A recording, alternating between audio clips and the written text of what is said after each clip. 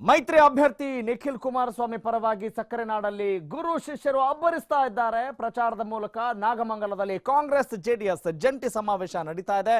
ಸಮಾವೇಶದಲ್ಲಿ ಎಚ್ಡಿಡಿ ಸಿದ್ದರಾಮಯ್ಯ ಜೊತೆ ಸಂಸದ ಎಲ್ಆರ್ ಶಿವರಾಮೇಗೌಡ, ಶಾಸಕ ಸುರೇಶ್ ಗೌಡ, ಎಂಎಲ್ಸಿ ಕೆಟಿ ಶ್ರೀಕಂಠೇಗೌಡ ಭಾಗಿಯಾಗಿದ್ದಾರೆ. ಸಮಾವೇಶದ ಬಳಿಕ ನಾಗಮಂಗಲದಲ್ಲಿ ರೋಡ್ ಶೋ ಮಾಡಲಿದ್ದು ಮಧ್ಯಾಹ್ನದ ಬಳಿಕ ಮಳವಳ್ಳಿಯಲ್ಲಿ ಜಂಟಿ ಪ್ರಚಾರ ಸಭೆಯಲ್ಲಿ ಭಾಗಿಯಾಗಲಿದ್ದಾರೆ.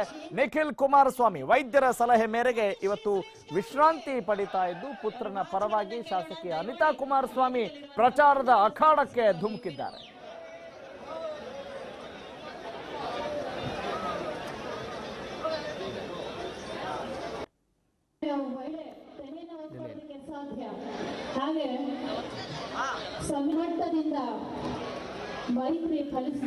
ವೀಕ್ಷಕರ, ಈಗಾಗಲೇ ಸಾಕಷ್ಟು ಜಿದ್ದಾಜಿದ್ದಿನ ರಣಕಣವಾಗಿ ಮಾರ್ಪಾಡಾಗಿರುವಂತಹ ಈ ಬಾರಿಯ ಲೋಕಸಭಾ ಚುನಾವಣೆಯಲ್ಲಿ ಮಂಡ್ಯ ಕ್ಷೇತ್ರ ಸಾಕಷ್ಟು ಕುತೂಹಲಗಳಿಗೆ ಅಚ್ಚರಿಗೆ ಕಾರಣವಾಗ್ತಾ ಇದೆ. ಯಾಕಂತ ಹೇಳಿದ್ರೆ ಪ್ರಚಾರದ ಬಿರುಸನ್ನ ನೋಡಿದ್ರೆ ಸಾಕಷ್ಟು ದೊಡ್ಡ ಫೈಟ್ ಕೊಡುವಂತಹ ಒಂದು ಕ್ಷೇತ್ರ ಇದಾಗಿದೆ.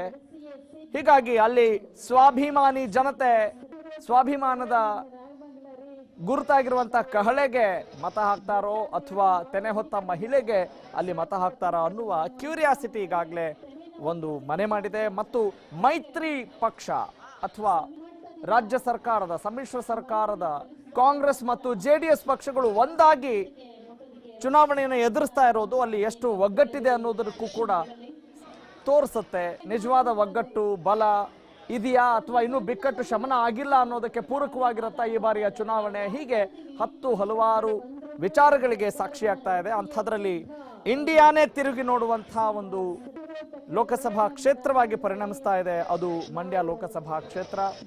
ಸಕ್ಕರೆ ನಾಡಿನಲ್ಲಿ ದೋಸ್ತಿಗಳ ರಣಕಹಳೆಗೆ, ಆ ಒಂದು ಸದ್ದಿಗೆ ನಿಜಕ್ಕೂ ಯಾವ ರೀತಿಯಾದಂಥ ರೆಸ್ಪಾನ್ಸ್ ಸಿಗುತ್ತೆ ಅನ್ನೋದನ್ನು ಕೂಡ ಈಗ ನೋಡಬೇಕಾಗಿದೆ. ಮತ್ತು ಕಾಂಗ್ರೆಸ್ನ ಕೆಲ ಬಂಡಾಯ ನಾಯಕರು ಅಲ್ಲಿ ಸಪೋರ್ಟ್ ಮಾಡ್ತಾ ಇಲ್ಲ, ಕ್ಲೋಸ್ ಮಾಡ್ಕೊಂಡು ಹೋಗ್ತಾರಲ್ಲ.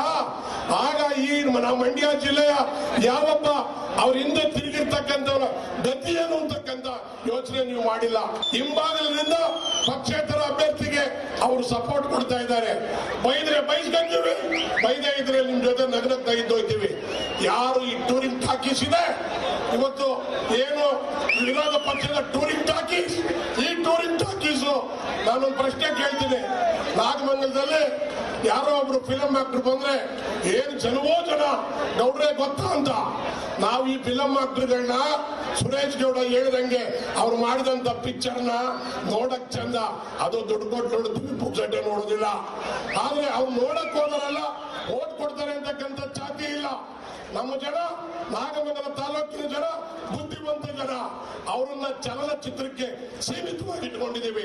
18ನೇ ತಾರೀಕು ಆದ್ಮೇಲೆ ಯಾರು ಅವ್ರ ಹಿಂದೆ ಹೋಗಿದ್ದೀರೋ ಅವರ ಅವರು ಯಾವ ರಾಜಕೀಯ ಪಕ್ಷಕ್ಕೆ ಹೋಗ್ಬೇಕು ಅನ್ನೋದನ್ನ ಇವತ್ತು ನಿರ್ಧಾರ ತಗೋಬೇಕು. ಯಾರ್ಯಾರು ಚಲನಚಿತ್ರ ಮಂಡಳಿಯವರು ಬಂದು ವೀಕ್ಷಕರೇ, ಒಂದು ದೊಡ್ಡ ಸವಾಲು ಕೂಡ ಉಂಟಾಗಿದೆ ಮೈತ್ರಿ ನಾಯಕರಿಗೆ. ಯಾಕಂತ ಹೇಳಿದ್ರೆ ಕಾಂಗ್ರೆಸ್ನ ಎಲ್ಲ ನಾಯಕರು ಕೂಡ ಅಲ್ಲಿ ಸಹಕಾರ ಕೊಡ್ತಾ ಇಲ್ಲ ಮೈತ್ರಿ ಪಕ್ಷದ ಅಭ್ಯರ್ಥಿಗೆ ಅನ್ನೋದು ಕೂಡ ಈಗಾಗಲೇ ರುಜುವಾತಾಗಿದೆ. ಆದರೆ ಮೇಲ್ನೋಟಕ್ಕೆ ಎಲ್ಲವೂ ಸರಿಯಾಗಿದೆ. ಆರಂಭದಲ್ಲಿ ಇದ್ದಂತಹ ಮುನಿಸು ಈಗ ಇಲ್ಲ ಅನ್ನುವ ಮಾತುಗಳನ್ನ ಮುಖ್ಯಮಂತ್ರಿ ಎಚ್ ಡಿ ಕುಮಾರಸ್ವಾಮಿ ಅವರು ಹೇಳ್ತಾ ಇದ್ದಾರೆ.